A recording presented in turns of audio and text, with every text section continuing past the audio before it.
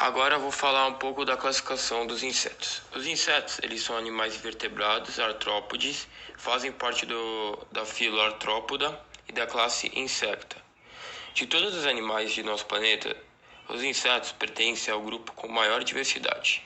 Para exemplificar essa grande diversidade, cito que existe cerca de 950 mil espécies conhecidas, sendo que mais de 109 mil são encontradas no Brasil. Eu posso falar até alguns insetos aqui. O besouro, borboleta, percevejos, mosquitos, gafanhotos e muitos outros. A estrutura dos insetos são divididos em três partes: a cabeça, o tórax e o abdômen. Na sua cabeça existem duas antenas que atuam como órgãos sensoriais do olfato e do tato.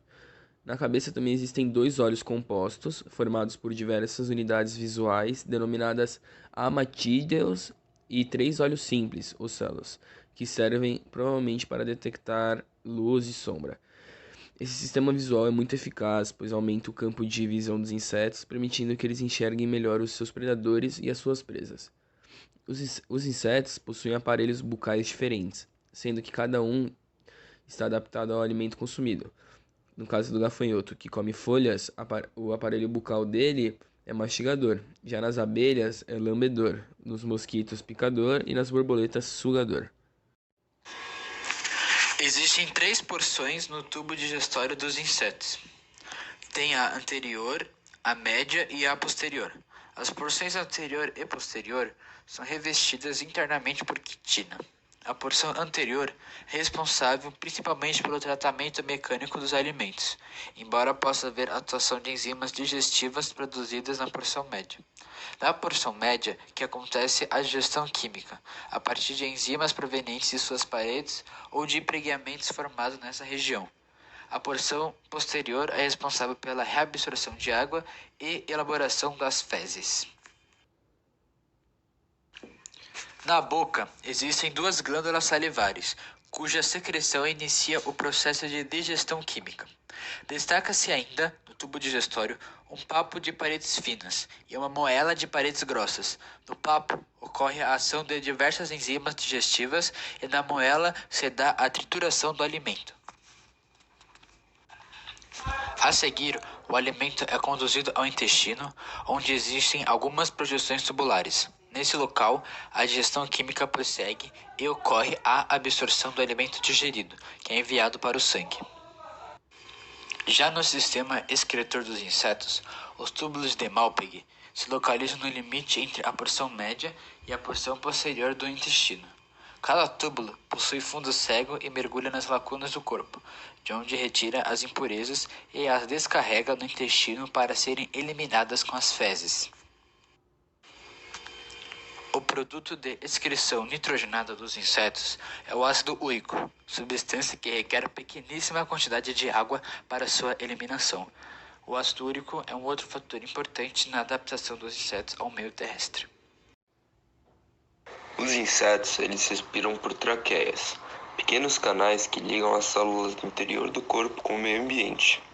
Cada túbulo traqueal se ramifica e gera túbulos cada vez mais delgados, que penetram nas células, oxigenando-as e removendo o gás carbônico como produto da respiração. Os insetos possuem um sistema nervoso do tipo ganglionar ventral. Vários gânglios da cabeça se unem, formando uma massa cerebral denominada gânglio cerebroide. Os órgãos táteis e olfativos estão localizados nas antenas, que ficam na cabeça do inseto. Quanto à reprodução, os insetos são dioicos, sexos separados, e a fecundação é interna. São quase todos ovíparos, alguns sofrem metamorfose, que é um conjunto de mudanças graduais que ocorrem no corpo. Por isso, os insetos são divididos em hemetápolos, sem metamorfose, hemimetábolos, com metamorfose incompleta, e holometábolos, com metamorfose completa. Alguns mosquitos têm desenvolvimento larvário na água. Isso explica a multiplicação de tais insetos por terrenos alagados, como por exemplo a dengue. Desenvolvimento dos insetos. Os insetos são organismos que possuem sexos separados, reproduzindo-se de forma sexuada com fecundação interna através de gametas. Por serem animais ovíparos, depositam os seus ovos em ambientes que favorecem o desenvolvimento de um novo inseto, seguindo as etapas de crescimento caracterizadas por metamorfose. O desenvolvimento direto. Nesse grupo de insetos, os animais não passam por mudanças, ou seja, a partir da eclosão do ovo surge um arqueotipo semelhante ao organismo adulto, porém ainda imaturo. Desenvolvimento indireto completo. Reúne os insetos com desenvolvimento gradativo, passando por etapas de crescimento. Após a eclosão do ovo, surge uma ninfa, passando por sucessivas mudas até atingir o tamanho adulto chamado de imago. Desenvolvimento indireto completo. Insetos cuja metamorfose posterior, eclosão dos ovos, apresenta a etapa de desenvolvimento larval. Da larva surge uma pupa ou crisálida, etapa na qual o organismo fica alojado no interior de um casulo, passando por transformações que resultaram na formação de um organismo adulto.